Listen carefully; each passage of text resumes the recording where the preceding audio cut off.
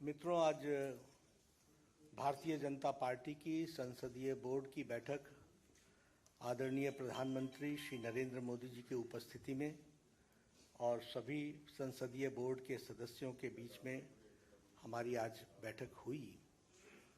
और हम सब लोग जानते हैं कि 15 जून को राष्ट्रपति के चुनाव की अधिसूचना जारी हुई थी और उसी समय ये अधिकृत किया गया था पार्टी की ओर से कि हमारे वरिष्ठ नेता भारत के रक्षा मंत्री श्री राजनाथ सिंह जी और मैं पार्टी के अध्यक्ष के रूप में विभिन्न घटक दलों से और हमारे जो यूपीए के पार्टियां हैं उनके नेता उनके साथ हम बातचीत करें और बातचीत करके राष्ट्रपति के चुनाव के लिए सर्वसम्मति बनाते हुए हम आगे बढ़ें।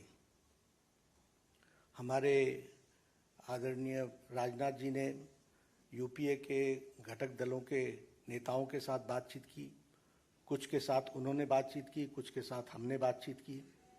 बातचीत का दौर चलता रहा, लेकिन कोई सर्वसम्मति पर आने की बात हो नहीं पाई और नामों की चर्चा के बारे में भी कोई सर्वसम्मति नहीं हो पाई। और आज हम जानते हैं कि यूपीए ने अपना राष्ट्रपति का प्रत्याशी घोषित कर दिया है। इसलिए आज की बैठक में हम सब लोग जो संसदीय बोर्ड के सदस्य थे, सब इस मत के आए कि भारतीय जनता पार्टी एनडीए अपने सभी घटक दलों के साथ बातचीत करते हुए हम राष्ट्रपति चुनाव में अपना प्रत्याशी घोषित करें, क्योंकि यूपीए ने घोषित कर दिया। हम चाहते थे कि सर्वसम्मति से कैंडिडेट आए, क्योंकि राष्ट्रपति का चुनाव सर्वसम्मति से होता है तो अच्छा रहता है। लेकिन इस प्रकार का उन्होंने जब कैंडिडेट घोषित कर दिया तो हम लोगों ने आज बैठक में हमारे अपने एनडीए के घटक के लोगों के साथ बातचीत करते हुए और लगभग 20 नामों पर हमारे यहाँ लंबे दौर की चर्चा हुई और चर्चा में सब लोगों के साथ बातचीत करते हुए एक सर्वसम्मति इस बात पर बनी कि सभी नामों पर चर्चा हुई, विस्तृत चर्चा हुई, लेकिन कुल मिलाकर के ये बात सामने आई कि हमें प्रत्याशी के रूप में कोई पूर्व से ढूंढना चाहिए, भारत के पूर्वी क्षेत्र से ढूंढना चाहिए और हो सके और हमारा प्रयास हो महिला को हमको स्थान देना चाहिए। और आज तक कोई आदिवासी ट्राइबल प्रत्याशी राष्ट्रपति के रूप में नहीं आया है, इसलिए हमें ट्राइबल पर और पहली बार कोई ट्राइबल को भारतीय एनडीए की तरफ से हम कैंडिडेट बना सकेंगे, ऐसा संसदीय बोर्ड पार्लियामेंट्री बोर्ड का मत था। और इसलिए श्रीमती द्रौपदी मुर्मू इनको राष्ट्रपति का प्रत्याशी घोषित किया गया है एनडीए की तरफ से।